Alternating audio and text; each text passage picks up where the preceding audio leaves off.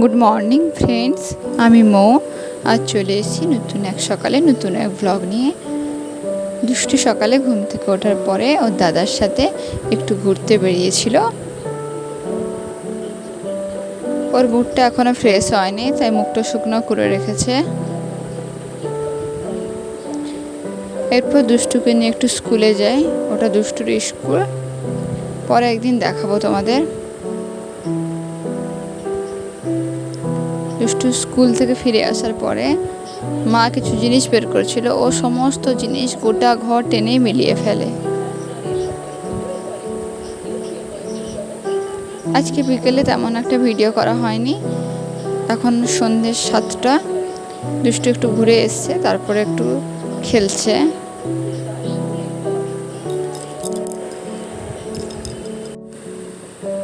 এরপর দুষ্টু একা একা খেলতে থাকে, আমি ওর পাশে বসছি আর দুষ্টু একা একা খেলছে। আগের থেকে দুষ্টুর শরীরটা একটু একটু করে ভালো হচ্ছে, তবে দুষ্টু এখনো পুরোপুরি সুস্থ হয়নি।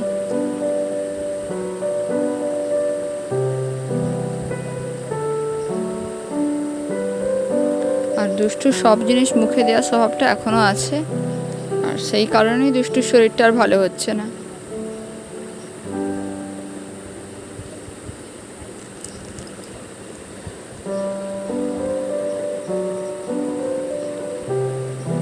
একটু খেলার পরে দুষ্টু ক্লান্ত হয়ে পড়ছে, তখন দুষ্টু শুয়ে পড়ছে।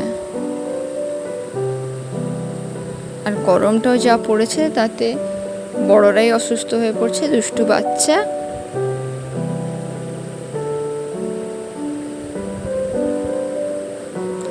দুষ্টুর রাতে ডিনার কমপ্লিট হয়ে গেছে, এখন দুষ্টু আমার সাথে একটু খেলছে। দুষ্টু আমাকে ভয় দেখাচ্ছে একটা আরশোলাকে দেখিয়ে।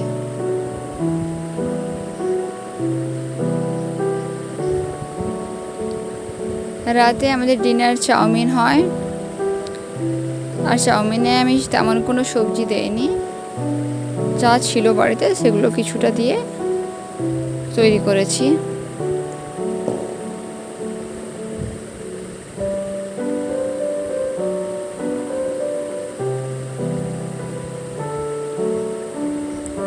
তবে চাউমিনের সাথে ডিম ভাজাটা না দিলে ঠিকঠাক ভালো লাগে না, তাই ডিম দিয়েছি। ডিম, পেঁয়াজ, আলু আর গাজর, এই 4টে জিনিসই দেওয়া আছে।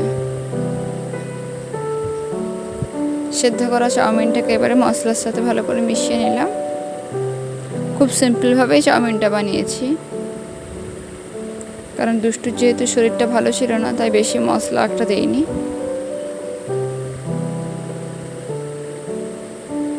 এরপরে হালকা একটু সস দিয়ে চাউমিনটা রেডি করে ফেলি।